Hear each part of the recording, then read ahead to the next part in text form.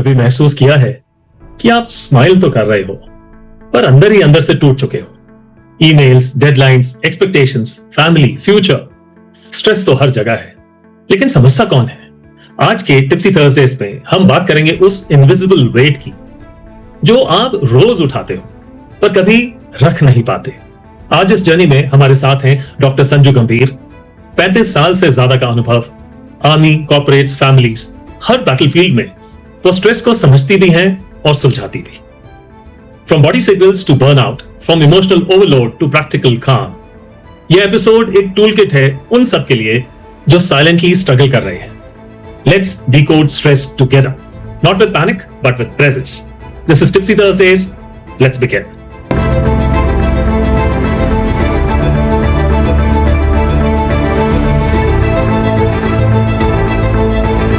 Doctor Sanju गंभीर, tipsy Thursdays पर आपका तहे दिल से स्वागत है।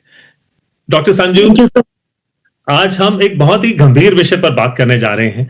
आपने थोड़े दिन पहले मीडिया में सुना होगा और देखा भी होगा कि एक मीडिया इन्फ्लुएंसर ने सिर्फ इस रीजन की वजह से कि उनके लाइक्स कम हो रहे थे और उनकी फॉलोअरशिप और सब्सक्रिप्शन रेट्स वर ड्रॉपिंग, उन्होंने सुसाइड कर लिया। और हाल ही में एक बहुत ही मशहूर अदाकारा बॉलीवुड की शेफाली जरीवाला, जिनको कांटा लगा गाने के नाम से काफी याद किया जाता है, उन्होंने सिर्फ इस रीजन की वजह से सुसाइड कर लिया। बॉडी को एनहांसमेंट वाली कुछ ट्रीटमेंट्स थी, वो उतनी सफल नहीं हो पा रही थी जितनी उनको उम्मीद थी, जितनी उनको एक्सपेक्टेशंस थी। तो मेरे हिसाब से डॉक्टर संजू, आजकल की दुनिया में हम सबको कुछ ना कुछ, किसी ना किसी तरह का एक स्ट्रेस है, लेकिन वो सबका स्ट्रेस अलग अलग है और अलग अलग रीजन की वजह से है। तो हमें ये समझाइए, ये स्ट्रेस आखिर क्या होता है और ये कैसे हमारी जिंदगी को प्रभावित करता है। और आप ये भी कहती हैं कि ये स्ट्रेस कुछ और नहीं बल्कि एक सिग्नल है आपके लिए। तो ये क्या सिग्नल है, ये जरा हमें समझाइए। आपने बहुत ही इंपॉर्टेंट विषय पे आज बात शुरू करी है और ये एक वाकई में बहुत गंभीर टॉपिक है। तो स्ट्रेस बेसिकली एक सिग्नल है, जैसे आपने कहा। तो जब हमारा शरीर और हमारा मन जो है, उसे लगता है हम पर इतनी ज्यादा जिम्मेदारियां हैं, इतना ज्यादा प्रेशर है जिसे हम संभाल नहीं पा रहे, और जब हम उसे संभाल नहीं पा रहे होते तो तब तनाव शुरू हो जाता है। तो स्ट्रेस बेसिकली क्या कह रहा है कि I can not cope with this. Very clear thing, indication. और स्ट्रेस जो है आता हमारी जिंदगी में है बहुत धीरे से। मतलब उसकी जो दस्तक होती है इतनी शांत होती है कि हम जो उसके कारण सिम्टम्स आ रहे हैं, हम शायद उनको इग्नोर कर जाते हैं, पता भी नहीं चलता। हमें तब पता चलता है जब स्ट्रेस के सिम्टम्स चीख चीख कर हमारे सामने आते हैं जी। तो समझना इतना ज्यादा जरूरी है कि ये स्ट्रेस क्या है और इसके सिग्नल्स क्या है। सबसे पहला, जब बाउंड्री ब्रीच हो रही है, यानी कि जब हम बेसिकली नहीं बोलना चाहते हैं, when we wish to say no but we say yes to a particular situation, तो अंदर से जो है परेशान है हम कि मैंने हाँ क्यों बोल दिया। तो ये एक सिग्नल दे रहा है कि you are breaching your boundaries, right. तो वहां पे आपको समझ आ रहा है। दूसरा, जब आपके ऊपर प्रेशर इतना ज्यादा पड़ गया काम का, and you are not able to say to the person कि भाई बहुत हो रहा है, अति हो रही है और मेरे से अब ये प्रेशर संभाला नहीं जा रहा, that is when you need to re-evaluate that situation and you need to slow down. तो ये सिग्नल है, आपको बता रहा है कि भाई स्लो डाउन करो आप जिंदगी में। फिर बहुत सी जगह ऐसा होता है कि जहां पर लोग जो हैं आपके ऊपर या आपसे ऐसा काम करवाते हैं जो कि आपकी डिग्निटी के हिसाब से आपको लगता है आपको सूट नहीं कर रहा जी। लेकिन वहां पर भी आप कुछ नहीं बोल रहे हो, वहां आप शांत हो, तो वहां पर भी आपको स्ट्रेस हो जाता है। फिर एक बहुत इंपॉर्टेंट चीज जो मैंने देखी है, लोग अपने अंदर अपने इमोशंस को संभाल के बैठ जाते हैं। गुस्सा है, ग्रीफ है, उनके अंदर गिल्ट है, तो वो धीरे धीरे एक प्रेशर कुकर के जैसे हमारे अंदर जो है ना, वो इतनी क्रिएट कर देता है प्रेशर कि वो फटने को हो जाता है। तो ये एक सिग्नल अगेन है कि आप अपनी बातों को बोलो, आप उसे अपने दिल में मत रखो, speak up, release what is coming inside you. Right. लेकिन हम इन चीजों को समझ नहीं पाते और हम इन चीजों को जो है कहीं ना कहीं इग्नोर कर जाते हैं। तो मेरा सिर्फ इतना कहना है, और मैं आपको एक छोटे से एग्जाम्पल से आपको ये समझाने की कोशिश करती हूँ। फर्ज करो, और ये बहुत से लोग इससे रिलेट करेंगे कि स्पेशली यंगस्टर्स, सुबह उठने में ज्यादातर लोगों को बहुत परेशानी होती है और कुछ लोगों को ज्यादा परेशानी होती है। तो वहां उनको अपने आप से ये सवाल करना है कि ऐसी कौन सी बात है, क्या मेरा जॉब या जो मैं कर रहा हूं क्या वो टॉक्सिक है, या मेरे अंदर मोटिवेशन की कमी है, या मेरे अंदर जॉब सेटिस्फैक्शन जो है, जो मुझे चाहिए, मुझे वो नहीं मिल रहा। तो कहीं ना कहीं जो मेरा रूटीन है, क्या वो रूटीन जो है अनरियलिस्टिक है?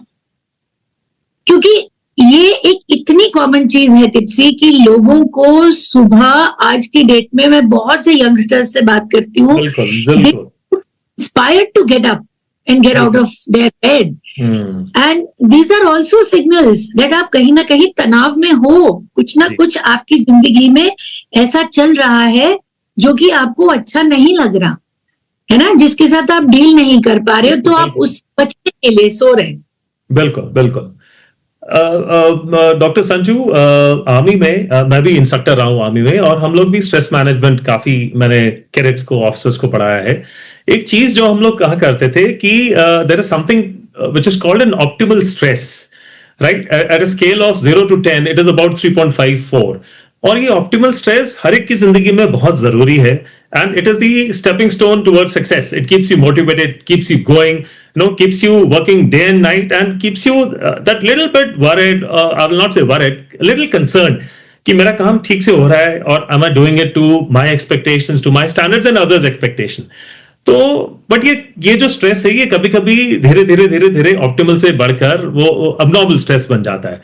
तो ये कैसे पता चले कि जो स्ट्रेस मैं फील कर रहा हूं, या स्ट्रेस किसी और को, जैसे आप अपने क्लाइंट्स को देखते हैं, कि ये स्ट्रेस नॉर्मल स्ट्रेस है या कुछ डीपर है जो अंदर ही अंदर खोखला कर रहा है आपको? ये जो आपने सवाल किया ना, ये इतना इंपॉर्टेंट है, क्योंकि यहीं पर लोग जो हैं एक्चुअली कंफ्यूज हो जाते हैं, उनको समझ में नहीं। तो दोनों में बहुत डिफरेंस है जी, लेकिन समझने की जरूरत है कि डिफरेंस क्या है। तो मैं आपको कुछ चीजें बताऊंगी जिससे लोग बहुत इजीली रिलेट करेंगे।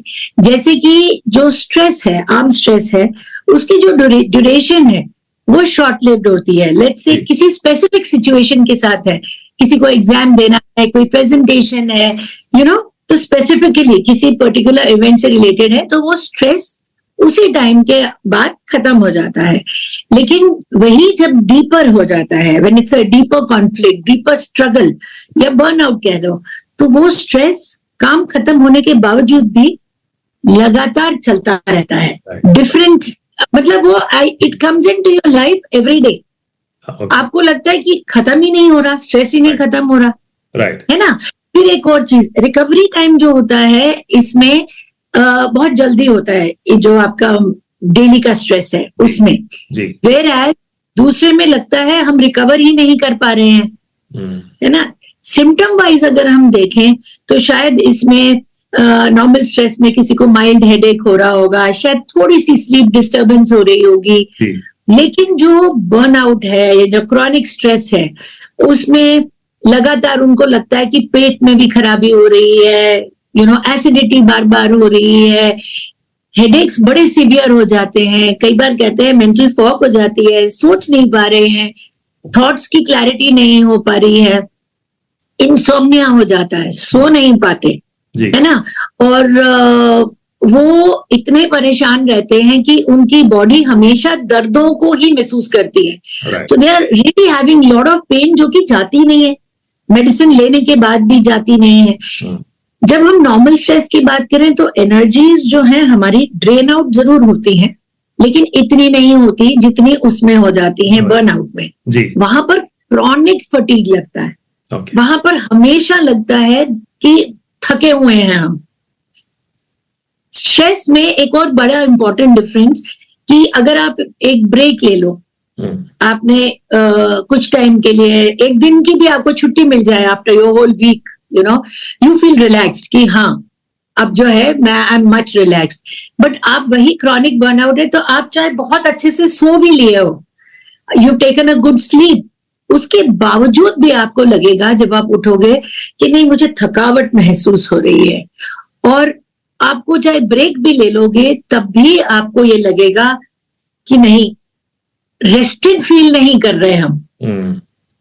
तो इन दोनों में ये जो डिफरेंस है ये बहुत क्लियर है. रिलेशनशिप्स में एक और चीज आ जाती है, ये बहुत इंपॉर्टेंट है क्योंकि रिलेशनशिप्स में जब हम स्ट्रेस में हैं शायद कुछ के लिए हम उखड़ जाएं, शायद कुछ बोल दें, एक दो चीजें कुछ अपने पार्टनर से कह भी दें, बट वी अंडरस्टैंड कि मैंने कुछ गलत किया है. क्रॉनिक बर्नआउट है उसमें क्या होता है कि हम विड्रॉ कर जाते हैं. राइट. और हमें लगता है कि मुझे अकेला छोड़ दो, मुझे तंग मत करो. तो स्ट्रेस में और क्रॉनिक स्ट्रेस में एक मैं जो समझती हूँ, जिसे मैं समझाऊं अपने शब्दों में, सरल शब्दों में, स्ट्रेस बेसिकली एक मेहमान है जो कि आया और चला गया. राइट. लेकिन जो क्रॉनिक स्ट्रेस है वो आपके घर में ही आकर बस जाता है और वो बैठ जाता है. मेहमान वो जाने हाँ ओके. बहुत बड़ा. राइट. डॉक्टर संजू, आजकल के जमाने में आपके भी बच्चे बड़े हैं, मेरे भी दोनों बच्चे, बेटा और बिटिया भी बड़े हो गए, and they are going through different phases of life. जब वो घर में होते हैं तो उनको एक अलग तरह की उनकी फीलिंग होती है कि सोशल मीडिया में आर दे विजिबल और not. If they are visible तो उनकी फॉलोइंग है कि नहीं है, आर दे बीइंग लाइक्ड और not, are they their tales, their whatever they are posting, are they being shared और नॉट. जब वो जॉब में घुसते हैं तो वहां पे एक अलग तरह का एक एनवायरनमेंट है जहां पे कि हसल को सक्सेस माना जाता है. लोग मटेरियल चीजों को देख के और आपके मटेरियल एक्विजिशंस को देख के आपके ओहदे का या आपके स्टेटस का पता लगाते हैं. स्ट्रेस को ग्लैमराइज किया जाता है. और जैसा आपने पिछले वाले हमारे एपिसोड में इंटरेक्शन में कहा कि बर्नआउट को एक बैज ऑफ ऑनर का सम्मान दिया जाता है. तो आप क्या समझती हैं कि फर्स्टली ये कल्चर कैसे प्रमोट कर रहा है स्ट्रेस को, और ये कल्चर हमें और जो करंट जनरेशन जी है, हमारा फ्यूचर है, उसे किस डायरेक्शन में लेके जा रहा है? बेसिकली आज के डेट में क्या हो रहा है कि जब हम बोलते हैं कि मेरे तो बहुत ज्यादा काम है, मैं बहुत ज्यादा बिजी हूँ, मुझे तो वक्त ही नहीं मिलता और अपने लिए टाइम नहीं मिलता, पूरी रात जाग रहा था, पूरी रात प्रेजेंटेशन में या किसी चीज में बिजी था, तो मेरे पास तो 2 जॉब्स हैं और फिर भी मुझे अपने लिए टाइम नहीं मिलता. तो बेसिकली बिजी दिखाना भी अपने आप को, ये भी एक बैज ऑफ ऑनर ही है. क्योंकि वो स्ट्रेस तो दे ही रहा है, बट हमें ये दिखाना है कि ओ आई एम वेरी बिजी, है ना.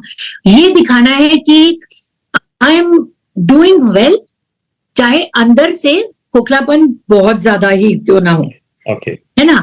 तो I would say busyness becomes our identity. Right.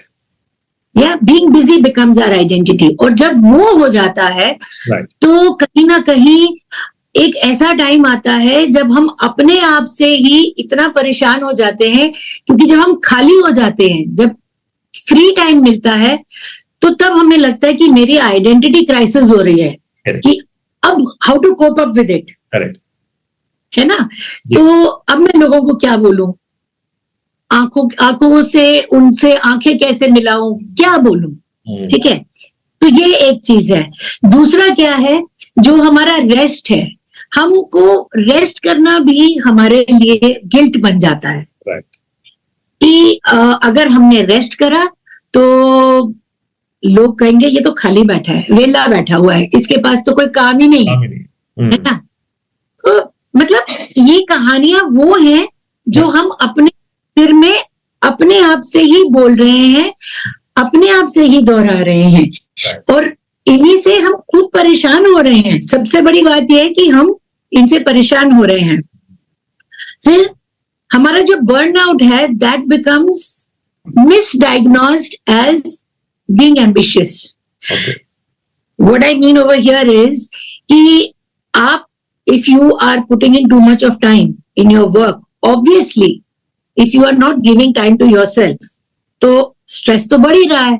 तो when you are over achieving, when you are crossing your limits, तो बर्नआउट तो होना ही होना है। But people will talk about it कि देखो ओवर अचीव करने की कोशिश कर रहे हैं, है ना।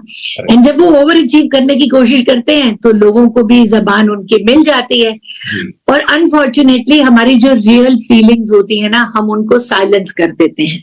क्या साइलेंस करते हैं कि हम उनके बारे में बात नहीं करते, हम उनको छुपा देते हैं। जैसे मैंने पहले भी कहा, चाहे वो गिल्ट हो, चाहे वो गुस्सा हो, हम उनको एक्सप्रेस नहीं करते क्योंकि हमें ये घबराहट होती है कि लोग क्या कहेंगे। राइट। तो अंदर ही अंदर हम परेशान होते हैं, है ना। तो ये जो कल्चर है ना, ये आज की डेट में कि अपने आप को दुखी कर कर दूसरों को सुखी रखो, वो जो है आई would say that is creating more stress for people. Right. बहुत ज्यादा स्ट्रेस क्रिएट कर रहा है। डॉक्टर संजू, इसी विषय को हम थोड़ा सा आगे लेके जाते हैं। जैसे मैंने शुरू में रेफर किया था, एक मीडिया इन्फ्लुएंसर, और आजकल मीडिया इन्फ्लुएंसर्स की, ब्लॉगर्स की कोई कमी नहीं है। सो उनको आप छोड़िए, आप नॉर्मल बच्चे देखिए, आपके बच्चे, मेरे बच्चे, उन्होंने एक वर्चुअल वर्ल्ड बना लिया अपने आप के लिए, only in the digital world. And जो उसमें उनका जो आइडेंटिटी है, जो उनका स्टेटस है, जो उनका प्रोफाइल है, they start believing that this is their actual profile. जो उसके अंदर उनके वर्चुअल फ्रेंड्स हैं, जो जिन्होंने शेयर किया हुआ, लाइक किया हुआ है, दे स्टार्ट बिलीविंग कि यही मेरे सच्चे मित्र हैं। And they start, getting a little sense of animosity towards everybody else, including their own kith and kin, their close relationships. So, what do you think? ये digital world का क्या योगदान है इमोशनल स्ट्रेस को बढ़ाने में, especially in the young generation today? All this social media and screens and notifications and likes and dislikes and follows. How do all this contribute towards increasing the emotional stress amongst kids? आपने जो ये बात करी है ना, ये हर young adult के दिल को छू जाएगी। क्योंकि ऐसा क्या है कि थंब तो हमारा स्क्रॉल कर रहा है, लेकिन दिमाग कॉन्स्टेंटली वहां है ही नहीं, उसको कुछ और चाहिए, है ना।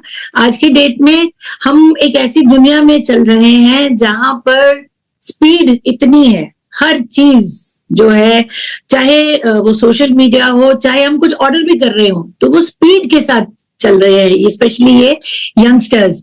और हर छोटा सा जो नोटिफिकेशन भी आता है, वो उस नोटिफिकेशन से भी एकदम से ना दिल की धड़कन, जैसे आप कह लो, रुक सी जाती है कि पता नहीं क्या, किसने क्या बोल दिया, इसने क्या कह दिया। तो वही जब नोटिफिकेशन कोई आता है तो हम इमीडिएटली, मतलब जो भी कर रहे हैं वहां से हमारा दिमाग ही हट जाता है और हम अपने फोन की तरफ अपना दिमाग लगा देते हैं। और इसके कारण हो क्या रहा है कि हम एक जगह पर अपना दिमाग फोकस करके प्रॉपर अटेंशन नहीं दे पाते हैं। अब यहाँ मैं यंगस्टर्स को बताना चाहूंगी, और इनफैक्ट उनको पता भी होगा, हम सबको भी पता है कि जो सोशल मीडिया पे दिख रहा है वो असलियत नहीं है। हर कोई इतना सक्सेसफुल नहीं है जितना कि उसे दिखाया जा रहा है। करेक्ट। हर कोई इतना कमा नहीं रहा जितना कि वो दिखा रहा है, शोषा कर रहा है। ठीक है। और हम हर चीज को देखकर ये सोचते हैं कि अब मुझे क्या प्रूव करना है। करेक्ट है ना। तो अनफॉर्चुनेटली हम एक कंपैरिजन वर्ल्ड में आ जाते हैं कि हम अपने आप को लोगों के साथ कंपेयर करना शुरू कर देते हैं। ओहो, इसने तो ये करा, या इसने इतना अचीव कर लिया। तो स्ट्रेस हम अपने आप ले लेते हैं। कंपैरिजन नहीं करना, कंपैशन के साथ जीना है, ये ज्यादा इंपॉर्टेंट है। जी। हम इस चीज को तो भूल ही गए हैं। हमारी लाइफ में नो ऑफ बटन है, हमने वो ऑफ बटन रखा ही नहीं है अपने मोबाइल्स पे, अपनी स्क्रीन्स पर। और अगर हम ऐसा नहीं करेंगे तो हम मेंटली डिस्टर्ब ही रहेंगे, कोई रेस्ट हमें मिलेगा नहीं। तो हमें अपनी डिजिटल बाउंड्रीज को सेट करना पड़ेगा, क्योंकि जैसे अगर हमारी बॉडी को डिटॉक्स करने की जरूरत पड़ती है, वैसे ही दिमाग को भी डिटॉक्स की जरूरत है। जी। और उसके लिए डिजिटल बाउंड्री रखनी जरूरी है कि बस इतने वक्त के लिए मैं सोशल मीडिया से कनेक्टेड रहूंगा या रहूंगी।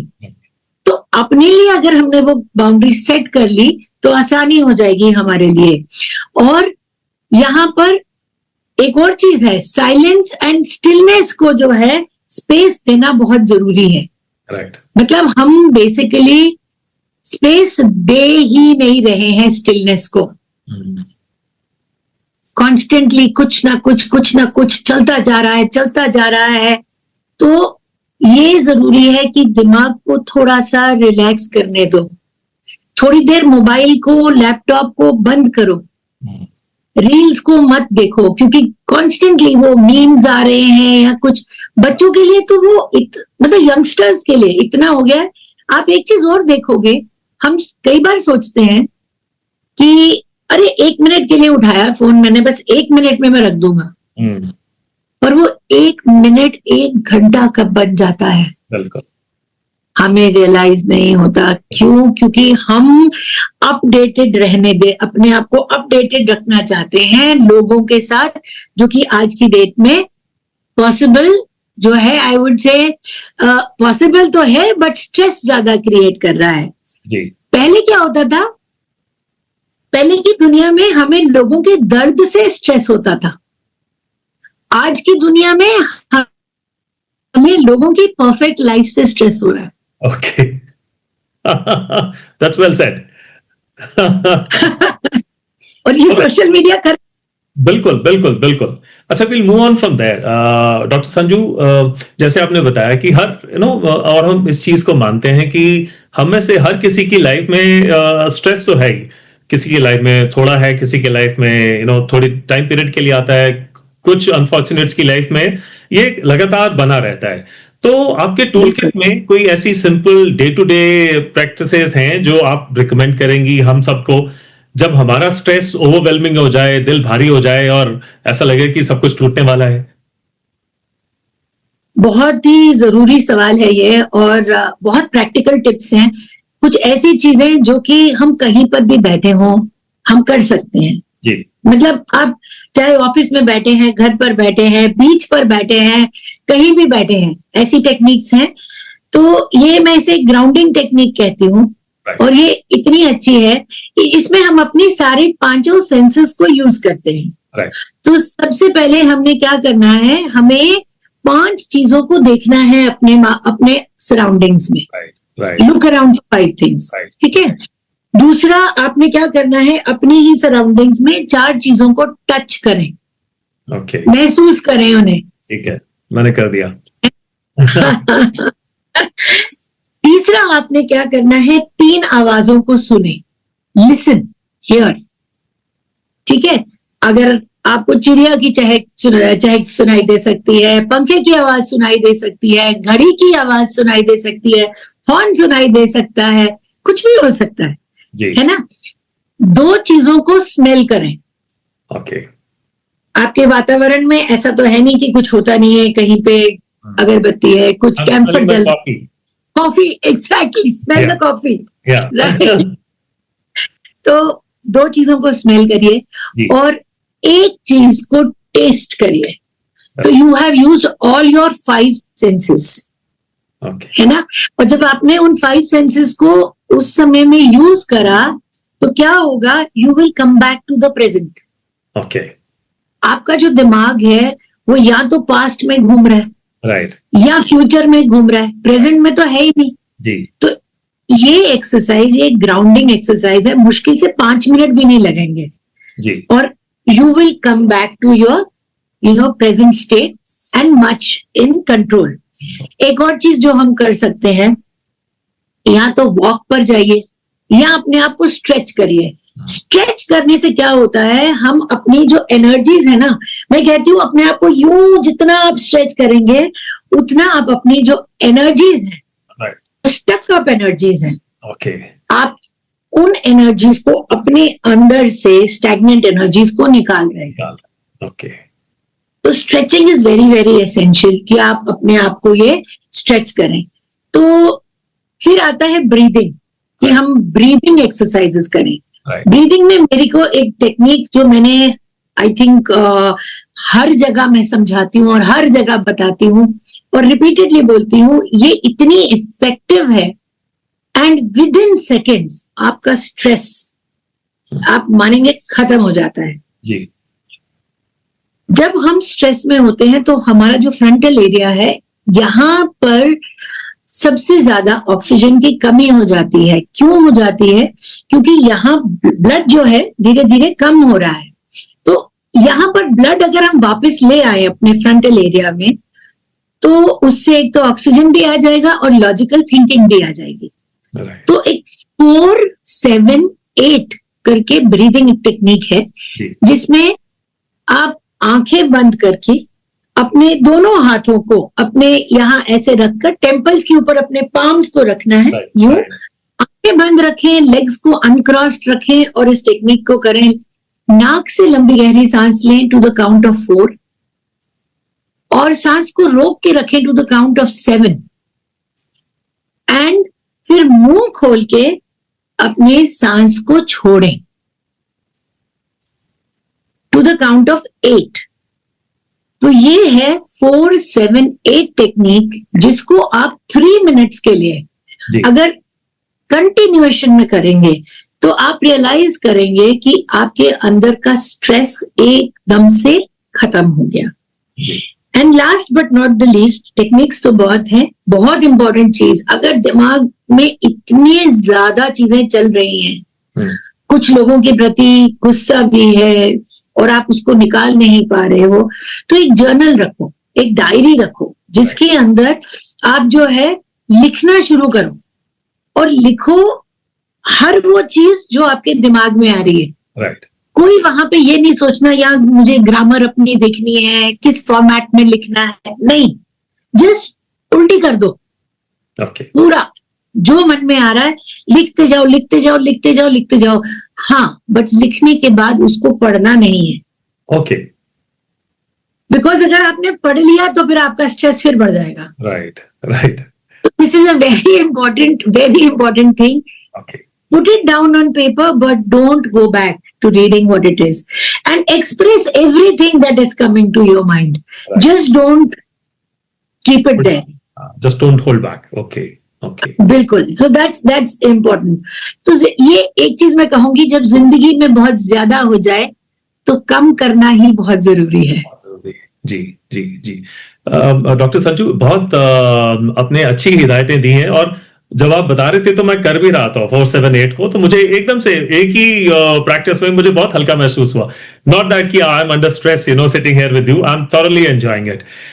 अच्छा, ये मुझे बताइए, मैंने कई लोगों से ये भी सुना है और ये एक स्कूल ऑफ थॉट है कि स्ट्रेस को हमें समझना चाहिए।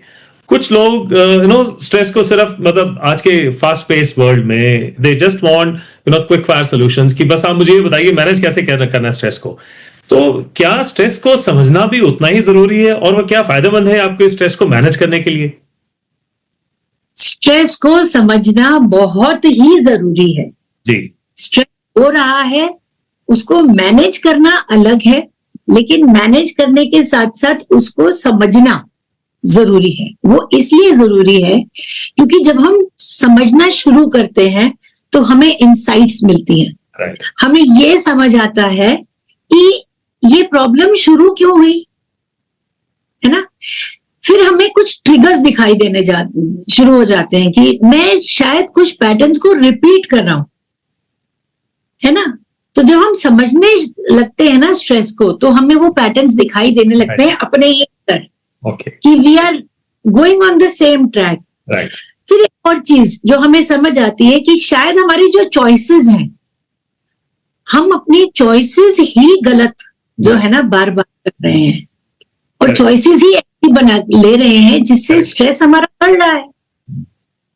तो सिचुएशंस हर किसी की लाइफ में आती हैं और हर सिचुएशन में हमें चॉइस मिलता है। एक चॉइस है कि हम उस सिचुएशन को समझें और हम कहें कि ठीक है ये ऐसा हो रहा है, और दूसरी चॉइस है हे भगवान ऐसा हो रहा है मैं क्या करूं। तो एक से दूसरा, दूसरे से तीसरा, हम एक कहानी अपने दिमाग के अंदर ऐसे शुरू कर देते हैं जो कि हमें आराम से बैठने ही नहीं देती। तो जब रिफ्लेक्ट करते हैं तो reflection to understand, reflection meaning going back to the problem, understanding what it is. Reflection से हम फ्री हो जाते हैं, सिचुएशन को समझ पाते हैं, और वही थॉट जो है हम उसके ऊपर कहानियां बनाना छोड़ देते हैं। समझने से एक बहुत इंपॉर्टेंट चीज हमारी लाइफ में आती है, अवेयरनेस, जिसको शायद हम हमेशा अंडर द कारपेट डाल देते हैं। तो living in awareness comes when we are silent, when we are understanding a situation, and awareness makes us accept the situation. Awareness makes us, when we accept, we are more at peace, we are more free. Absolutely. तो it's all interconnected. इसलिए stress को समझना बहुत जरूरी है। Okay. और ये भी समझना जरूरी है कि स्ट्रेस मेरा दुश्मन नहीं है, ये दोस्त है जो धीरे से पहले दस्तक दे रहा है, मुझे बता रहा है, कुछ सिम्टम्स दे रहा है, मेरे को चौकन्ना हो जाना चाहिए, समझ जाना चाहिए, एंड अब मुझे क्या करना है, उस चीज पर एक्शन लेना चाहिए। डॉक्टर संजू, बहुत बढ़िया। आपके साथ ये कुछ चंद सवालों में और कुछ चंद मिनटों में आपने इतनी क्लैरिटी ला दिया इस सब्जेक्ट के ऊपर। इस विषय पे हम लोग और बहुत ज्यादा बात कर सकते हैं, बट समय के अभाव की वजह से we will move on from here to another interesting round which everybody is looking forward to. I call this tipsies 10, जब मैं आपसे सिर्फ 10 छोटे छोटे सवाल पूछूंगा और आपने उसके बहुत ही छोटे छोटे से लेकिन मजेदार वाले आंसर देने हैं। तो पहला सवाल आपकी तरफ आ रहा है, एक ऐसा स्ट्रेस मिथ जो आप चाहते हैं कि लोग बिलीव करना छोड़ दें। कि जो स्ट्रेस है ये सिर्फ पागल लोगों को होता है। ऐसा कुछ नहीं है, हर किसी के अंदर, जिसके अंदर इमोशंस है, उसको स्ट्रेस होता है। राइट। जब आपका स्ट्रेस लेवल बढ़ जाता है, जब कुछ आपको लगता है कि बहुत कुछ ज्यादा हो गया, तो आपका इंस्टेंट स्ट्रेस बस्टर क्या है? मेरे अंदर to be silent and take deep breaths, 60 seconds कर लिया, अमेजिंग। एक्सीलेंट। आपके पास क्लाइंट्स आते हैं जो कि स्ट्रेस्ड होते हैं, उन्हें डी स्ट्रेस करने के लिए आप कौन सी लाइन बार बार दोहराती हैं? हंसो, हंसना बहुत जरूरी है ना। लोग हंसी को दबाते हैं जी। एक्चुअली आपके सेरोटोनिन लेवल्स बढ़ते हैं उससे। So laugh as much as you can. All right, all right. What is your healing vibe? Silence, music और movement? Movement, that's the best. Walk, dance. ये स्ट्रेस लेवल्स डॉक्टर संजू, ये आज के जमाने की देन नहीं है, स्ट्रेस लेवल्स पहले भी हुआ करते थे। तो अगर 90 के दशक की हम बात करें, तब से आज तक क्या बदला है और क्या की डिफरेंस है तब के स्ट्रेस लेवल्स में और आज के स्ट्रेस में? पहले का स्ट्रेस लिमिटेड होता था, आज का स्ट्रेस हर जगह है, हर चीज में है। Okay, okay, alright. तो बहुत फर्क है। ओके। आपका कोई memorable client breakthrough story जो आप हमें सुनाना चाहेंगी चंद लफ्जों में? जब आपके सामने क्लाइंट बैठकर अपने इमोशंस को अपनी हंसी के पीछे छुपा रहा है और आपको दिख रहा है कि उसके अंदर डिप्रेशन भरा हुआ है, वो डिप्रेस्ड है पर बोल नहीं पा रहा और बस हंसी के पीछे छुप रहा है, क्योंकि उसको शर्म आ रही है उसके बारे में बात करने में, तो ये एक बहुत बड़ा ब्लॉक हो जाता है। Okay, okay, okay. एक ऐसी चीज जो हमें नहीं कहनी चाहिए एक ऐसी व्यक्ति से जो बहुत स्ट्रेस्ड है? रिलैक्स करना यार। ये सबसे गलत बात है किसी को बोलना। Okay, okay. तो गुस्सा आएगा जब आप ऐसे बोलोगे तो। ऑलराइट। अपने इनर बैलेंस को मेंटेन करने के लिए आपका go to daily ritual? What I do is I just do a 5 minutes reflection at night. I sit with a diary and I write आज के दिन मैंने ऐसा कौन सा काम किया जिससे मुझे खुद पर बहुत गर्व हो रहा है। Of course, that's a very nice one. सबसे बड़ा कारण जो लोग साइलेंटली बर्न आउट हो जाते हैं? सबसे बड़ा, when they are trying to please everyone and they want to be everything for everyone. Okay okay. और एक आखिरी क्वेश्चन, ऐसी एक हैबिट आपकी जिसने आपके स्ट्रेस लेवल्स को ट्रांसफॉर्म कर दिया? मेरे स्ट्रेस लेवल्स को ट्रांसफॉर्म कर दिया, मैं तो यही बोलूंगी कि मेरे मेंटली अपने आप को coming back to the situation and telling myself this too shall pass, okay okay, and not being in it all the time. Excellent, excellent. Dr. Sanju, we come to the end of this conversation now, and जितना मुझे इससे ज्ञान प्राप्त हुआ और जितना आनंद मिला इससे, और शायद मुझे डिस्ट्रेस भी होने का मौका मिला, मुझे ऐसा यकीन है कि हमारी सारी ऑडियंस को इसका लाभ जरूर मिला होगा और उन्होंने आपसे बात करके बहुत कुछ सीखा होगा आज, स्ट्रेस को समझने में और स्ट्रेस को समझने के बाद मैनेज करने में. जाते जाते डॉक्टर गंभीर, अगर आप एक कोई मैसेज अपने ऑडियंस के लिए छोड़ना चाहते हैं तो वो क्या होगा? स्ट्रेस को अपने घर पे मत बिठाओ. ये जैसे मैंने पहले भी कहा, आपका दोस्त है, समझो इसे, आप इसके साथ डील कर सकते हो, कोई बड़ी बात नहीं है. बट जरूरत पड़े तो please therapy low.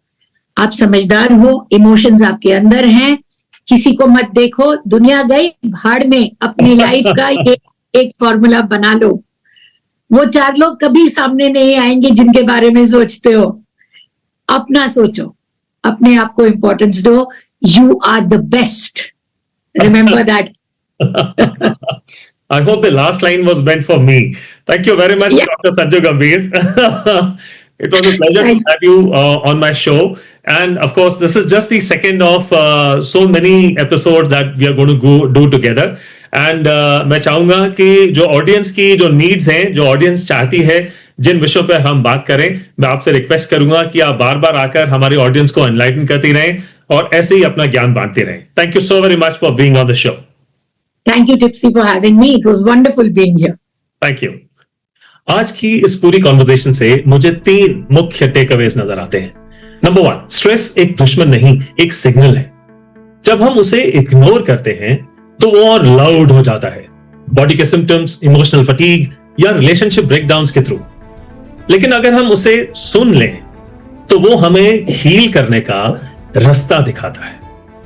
Number 2, hustle और हाइपर प्रोडक्टिविटी के जमाने में रेस्ट लेना भी रेजिस्टेंस है. सब कुछ करने की रेस में अपने लिए रुकना वीकनेस नहीं, विजडम है. ब्रेक लेने का मतलब फेल होना नहीं, बल्कि रिचार्ज होना है. और नंबर 3, स्ट्रेस से लड़ना जरूरी नहीं, उसे समझना और संभालना काफी है.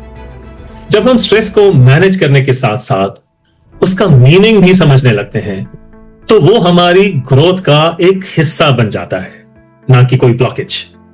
स्ट्रेस हम सबके जीवन का एक हिस्सा है. लेकिन आज डॉक्टर संजू गंभीर के साथ हमने ये देखा कि स्ट्रेस को समझना ही उसे संभालने का पहला कदम है. कई बार हम सिग्नल्स इग्नोर कर देते हैं, बॉडी के, इमोशंस के, रिलेशनशिप्स के. पर जब आप उन्हें सुनते हो तब आप स्ट्रेस को सिर्फ मैनेज नहीं करते, आप उसे ट्रांसफॉर्म करते हो.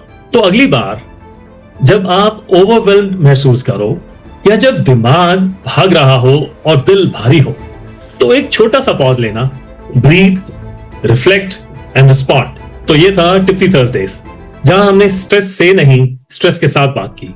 अगले हफ्ते फिर मिलेंगे. तब तक keep it calm, keep it conscious and keep checking in with you. And don't forget to stay थोड़ा टिप्सी. जय हिंद.